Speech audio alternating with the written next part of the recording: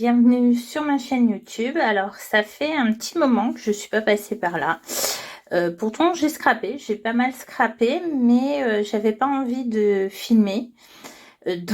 Voilà, filmer, faire le montage vidéo après, et puis je partais sur des idées assez rapides.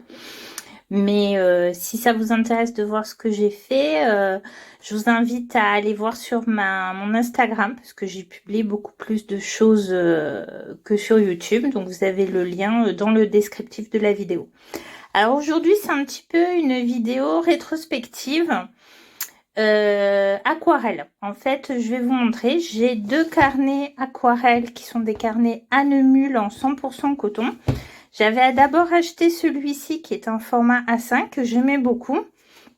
Et du coup, récemment, je me suis offert ce petit format en me disant que ça pouvait être pratique. Et en fait, je suis allée à une crop scrap aquarelle la fin avril.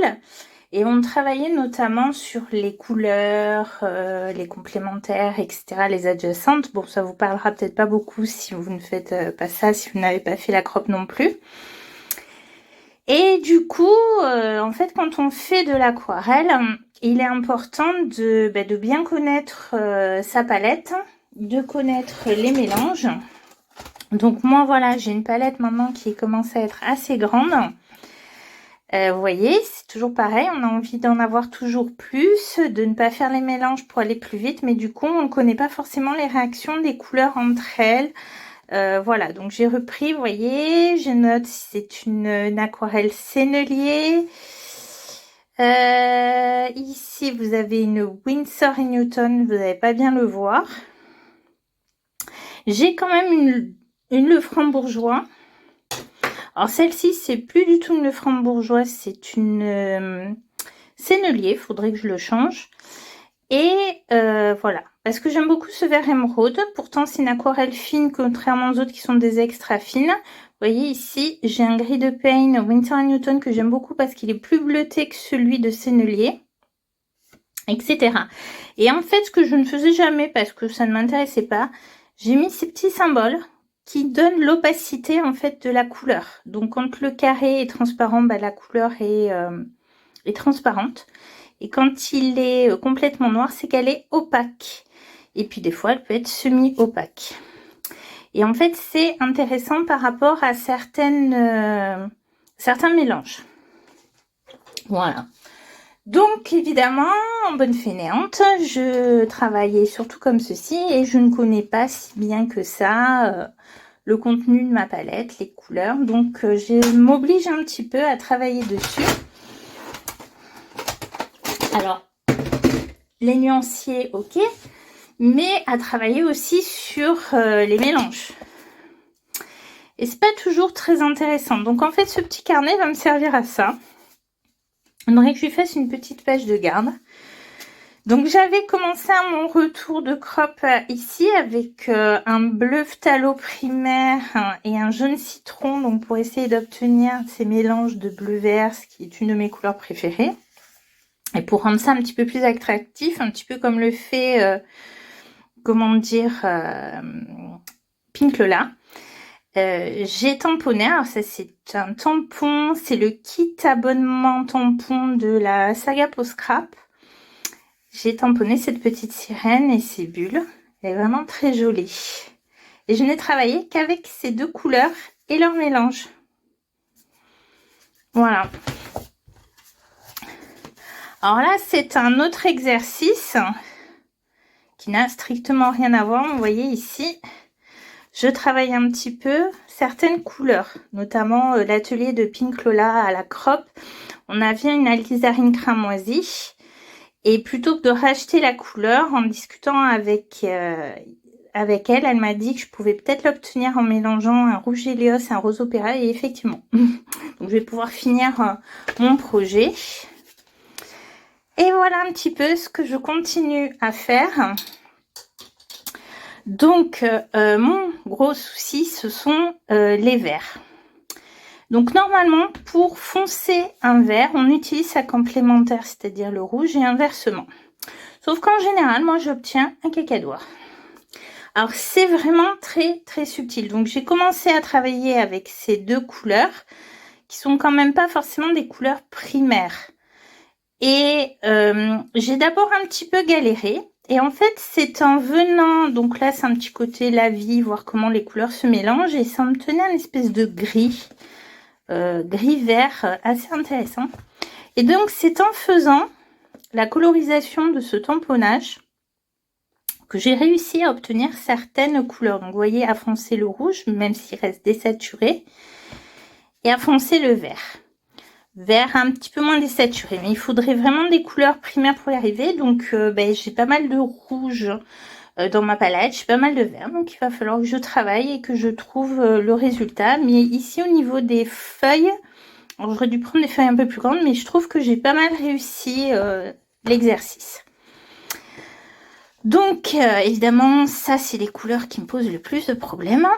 Alors, j'ai voulu un peu me faire plaisir. Je suis partie sur d'autres couleurs. Donc là, un rouge vermillon français, l'or de quinacridum, qui n'est pas un orange à proprement parler. Mais on obtient des couleurs comme ceci et travailler ce petit papillon. Voilà. Papillon de Happy Little Fox. Voilà, voilà. Et puis après, j'ai voulu aller plus loin. Je suis partie autour de cette petite baleine. Parce que j'ai une idée de page d'art journal. Et je voulais travailler sur différents bleus. Donc je me suis dit, on va aller voir leurs complémentaires. Et bien, vous voyez que c'est pas évident. Après, ça donne des choses intéressantes, comme ce orange un petit peu marron. Il y a quand même ici, notamment, quelques verts intéressants, vert bleu. Donc là, on peut obtenir en fait un turquoise de phthalo, simplement avec un... Bon, c'est déjà un phthalo quand même, mais vraiment quelque chose de plus bleu-vert. Ici, on a des espèces de vert désaturés. Là, un bleu aussi un peu désaturé. Enfin, voilà, on a des tonalités de gris. Ça reste intéressant, mais c'est pas forcément ce que je recherchais. Donc, voilà ma baleine. Alors, cette baleine, c'est un tampon non monté de la Fée du Scrap. Et que j'ai travaillé avec du bleu indigo, un peu de bleu de phthalo également, et un mélange. Plutôt en essayant de retrouver là-dedans, un peu dans un bleu turquoise pour apporter en fait un peu de relief à ma baleine. Voilà. Et puis du coup, je me suis dit, bon tu vas un peu t'occuper de tous tes bleus. Les voilà. Et donc, j'ai pris des bleus, les bleus de ma palette, et j'ai fait des lavis. C'est-à-dire que j'ai mis de l'eau de plus en plus. Puis ça permet surtout de voir les bleus. Donc le bleu d'indigo, c'est un bleu un peu noir, voilà, un peu désaturé. Le bleu de Prusse, un peu plus prononcé. Bon, évidemment, aujourd'hui, il fait pas très beau, donc vous aurez peut-être du mal à le voir. Le bleu outre-mer foncé est un peu plus pétant. Voilà. Et je me suis dit, travaillons aussi les gris de peigne, puisque le gris de peigne n'est pas un vrai gris. Il y a un peu de bleu dedans. Bon, là, c'est pareil, on voit pas trop la différence entre celui de Winsor & Newton et celui de Sennelier. En plus, là, j'avais mis mon doigt dessus, c'était pas sec. Mais en fait, si, celui-ci est plus bleuté. Et du coup, travailler donc les... Alors ça, c'est un tampon non monté aussi de la Fée du Scrap. Donc, je vais travailler d'abord avec un mélange de bleu de Prusse et de turquoise phthalo. Alors, d'abord le bleu de Prusse, puis le turquoise phthalo par-dessus, puis des fois mélangé. Et vraiment, pour finir de foncer, avec un gris de peigne de Sennelier. Et ici, par contre, je suis partie sur le bleu indigo que je suis venue foncer avec un gris de peigne de Winsor & Newton. Et vraiment, ça manquait quand même un petit peu de relief. On voit que c'est légèrement plus terne que celui-ci. Donc, j'ai mis une touche de turquoise phthalo, mais c'est moins flagrant. J'avoue que je préfère ce mélange de couleurs-ci. Bon, bref, c'est des études. C'est un moyen de connaître un petit peu ces couleurs, de savoir ce qui est intéressant, ce qu'on peut retenir. Et puis, surtout, de préparer, en fait, les prochaines pages. Parce que c'est un petit peu le but de l'exercice. Alors, je vais vous faire une rétrospective. Alors, ceux qui me suivent ont déjà vu une bonne partie de ce carnet. Mais, vous voyez là, où j'en suis ici. J'ai fait plus de la moitié. Ça va vite, ça va vite. Alors, j'aimais beaucoup ce format au début. Et en fait, là, je me rends compte que je me sens coincée, en fait. Donc, je pense que par la suite, je partirai non pas sur un autre carnet, mais sur un carnet, enfin un carnet tout fait, mais sur un carnet que je vais faire moi-même en partant sur des pages libres que je viendrai assembler ensuite. Et ça va me permettre de travailler sur du très bon papier aquarelle de qualité. Par exemple, comme ce bloc Fabriano. Voilà, je pense que je vais faire comme ceci. On verra. Alors, lui aussi, je n'ai pas fait de page de garde. Alors, vous voyez, je n'avais pas fait la page de garde parce que le problème, c'est quand on mouille beaucoup, il y a intérêt à bien mettre un papier absorbant. Mais il se comporte quand même pas mal, hein. Alors ça, c'était une première page faite lors d'une dictée sur Facebook, sur le groupe Graffiti Girl. Un fond travaillé au bruchot. Voilà, avec des tamponnages, embossage à chaud. Là, c'est du masking tape. Des tampons colorisés, c'est un tampon Stampin' Bella que j'ai colorisé au feutre alcool, etc., etc. Donc ça fait vraiment très mixé de médias. Ensuite, cette page que j'adore toujours autant, avec un fond travaillé aux poudres Magical, ainsi qu'au Neocolor, et puis un petit peu de pâte à structure noire brillante. Toujours avec un Stampin' Bella, mais également des tampons de Show and Flower et quelques die cut de Stamperia. De la pâte à structure avec un pochoir de la fée, etc. Alors ça, c'est une page Show Flower avec du Stickles. Oui, c'est du Stickles. Voilà.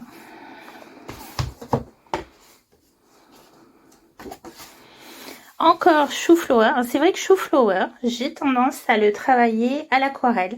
Alors que je viens de me rappeler que j'ai fait quand même pendant mon December Daily, j'en ai fait au feutre alcool et c'était assez intéressant. Faudrait que j'essaye un peu plus. Je vois. Mais c'est vrai que quand je pense Show Flower, je pense aquarelle. Je sais pas pourquoi. Bon, là, il n'y a pas que de l'aquarelle. Il y a un fond avec une poudre Magical, pochoir de Show Flower avec un peu de gesso, du Neocolor 2 aussi pour éliminer l'ensemble. Et donc voilà. Et tampon avec la technique du cache. Hein, la seule chose en relief, c'est le titre. Et c'est une page que j'ai eu du mal à faire, qui était mal partie au départ. Et finalement, je l'aime beaucoup. J'ai réussi à l'éclairer grâce au Neocolor. Alors là encore, Show Flower. J'en vois beaucoup sur ce carnet. Avec des effets de flocons, des flocons embossés en blanc, la technique du résiste.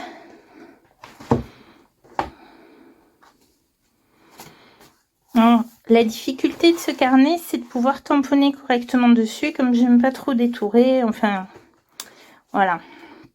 Alors ça, c'était un premier essai que j'avais fait avec là encore un fond en poudre Magical, mais du mouillé sur mouillé. J'avais beaucoup aimé avec un effet de sapin très flou et tout ça. Ça, c'est un petit tampon Stampin' Bella. Et en fait, j'en avais fait un tuto carte que vous pouvez trouver sur ma chaîne YouTube. Donc, Show Flower de nouveau. Voilà, encore un effet mouillé sur mouillé avec des projections pendant que l'aquarelle de fond est mouillée, enfin le fond est mouillé, des projections d'acrylique liquide blanche à plusieurs étapes. Et c'est ce qui donne en fait cet effet très clair par endroits, très flou, plus foncé. En fait, c'est l'acrylique qui est venu fusionner avec l'aquarelle et qui donne cet effet. J'aime beaucoup. Puis après, quand c'était sec, j'ai rajouté quelques gouttes plus persistantes. Donc là, pareil, on est sur la technique du cache. Hein, pas de détourage, sauf pour le titre. Alors, ça, c'était un défi Show Flower de décembre, il me semble. Je me rappelle plus très bien le défi. Donc j'ai voulu respecter le combo couleur de la collection en question, mais c'était un petit peu galère. Mais là c'est toujours pareil sur les marrons, j'aurais dû travailler avant mes nuances, mes mélanges, et j'aurais peut-être un petit peu moins galéré. Alors à la base je voulais faire cette scène mais sur 2 pages, sauf que je me suis rendu compte que j'allais être coincée par ma pliure. Donc il faudrait que je trouve un papier à coller par-dessus pour cacher. Voilà. Alors ça c'est une page que j'adore, pas du tout chou flower. C'est du All and Create, pochoir, tampon, voilà. Avec une petite scène imaginaire. Je me suis régalée à la faire et pareil toujours, technique de tamponnage, de cache, sauf pour le chat que je suis venue détourer, coller par-dessus et toujours le titre. Alors... ça, c'est une page inspirée par une page de Claire Scrap at Home pour Chou Flower. Et moi, je travaille avec les tampons de Sagapo Scrap. Et c'est une page, en fait, qui se découpe. Voilà. Avec la vue du jardin. Donc là, on est, on va dire, sur la terrasse sous la pergola avec un peu de lumière, une petite tasse à café. On regarde le jardin. J'imaginais ma fille dans le hamac au fond du jardin. On n'a pas du tout ça, hein, comme le jardin est tout petit. Il n'y a pas d'arbre avec un hamac. Hein. Mais bon. Et au-delà, ben, le désert. Pourquoi pas. Donc ensuite, là, c'est une page Sagapo Scrap avec la collection de janvier, Théâtre lunaire. Et là encore, j'étais partie sur les couleurs du combo, mais c'était vraiment assez sombre parce que c'est des couleurs quand même... Comment montrer? Tiens, sur celui-ci, voilà. Et en fait, moi, mon fond était trop sombre du coup. Pour faire ressortir le personnage, j'avais suivi la colorisation du packaging. Finalement, j'ai changé, je l'ai mis en clair et j'ai rajouté ces planètes en jaune ainsi qu'un peu de néocolore jaune par-dessus pour apporter un peu d'éclairage. Alors ça, c'est une page avec un tampon oiseau, tampon non monté de la Fée du Scrap. Et sinon, le reste, c'est des tampons l'ancré l'image avec un travail de coucher de soleil à l'aquarelle, pareil mouillé sur mouillé. Donc ça, je vous l'ai pas dit, mais il y a des pages, vous les avez sur ma chaîne YouTube. Donc celle-là, vous l'avez sur la chaîne YouTube. Celle-là, je suis pas sûre. Ah, mais moi, je sais plus. Mais il y en a qui sont sur ma chaîne YouTube. Il y en a peut-être pas beaucoup pour l'instant. Alors, ça, c'est une double page. Alors, en fait, à des moments, j'avais sauté des pages. En fait, si vous voulez, dans l'ordre chronologique, j'avais fait cette page après.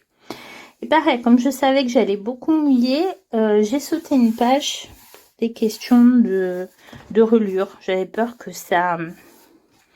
page précédente, en fait, que la couleur, même avec le papier absorbant, se diffuse.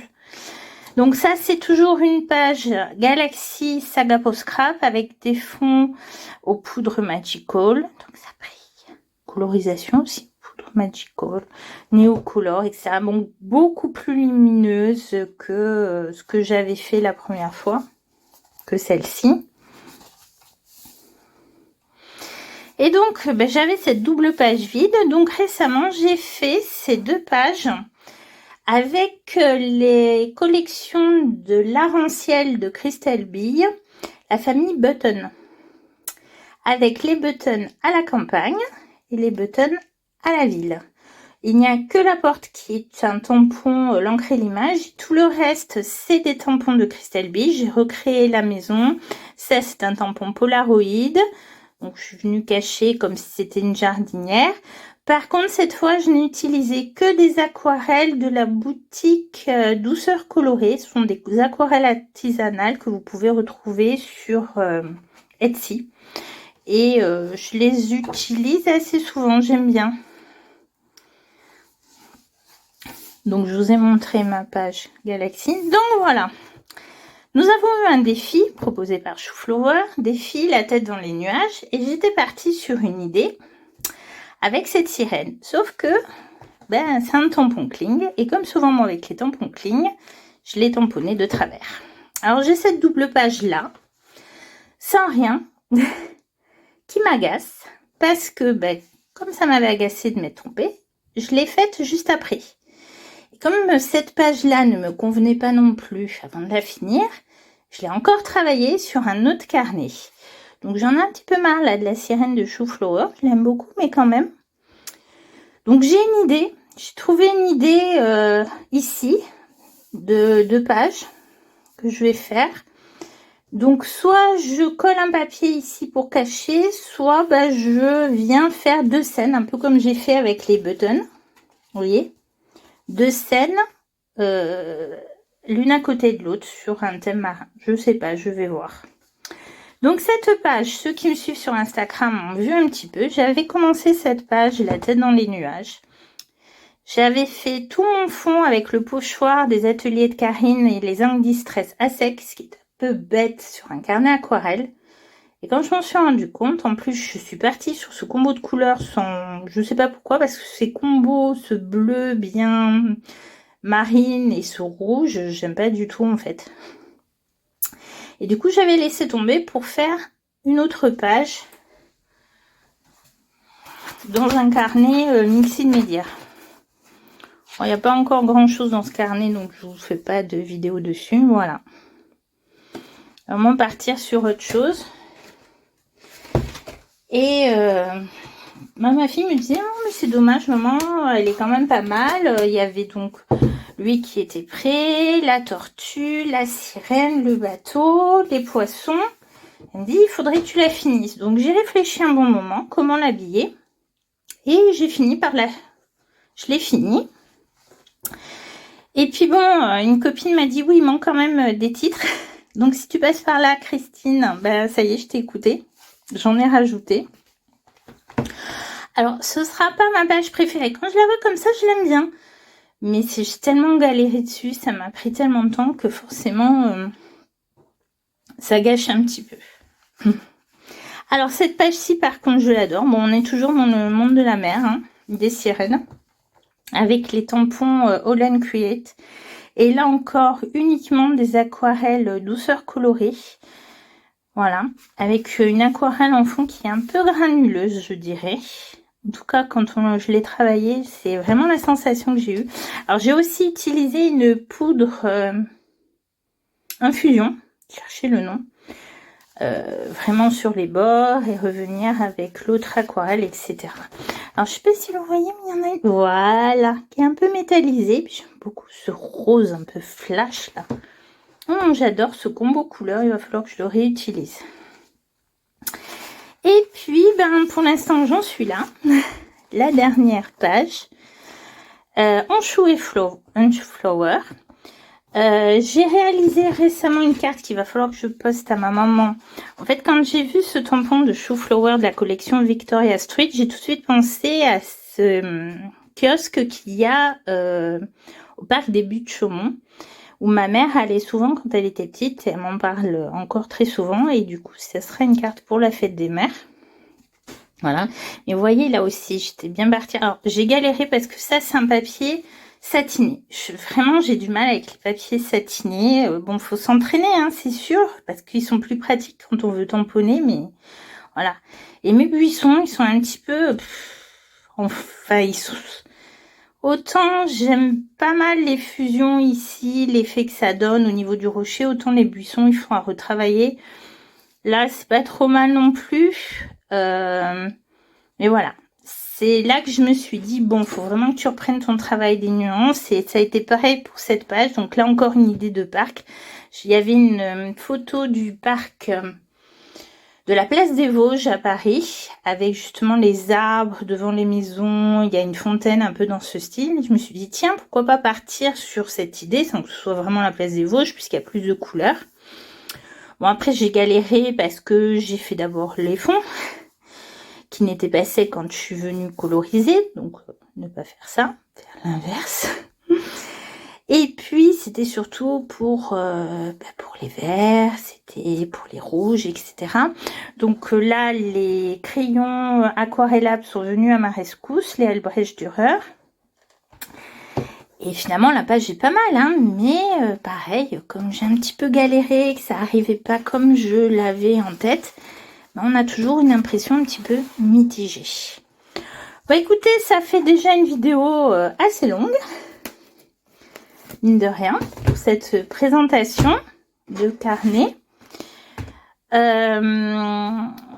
Je vais certainement, donc j'ai mon idée de page en tête, il faut peut-être que je vais continuer à étudier mes couleurs, je sais pas. Et si j'y arrive, je vous la filme. Sinon, il faut quand même que je revienne prochainement avec une vidéo en création, parce que ça fait quand même un petit moment. Eh bien écoutez, si cette vidéo vous a plu, n'oubliez pas le petit pouce en l'air, de vous abonner à ma chaîne si ce n'est pas déjà fait. Et puis je vous dis à bientôt.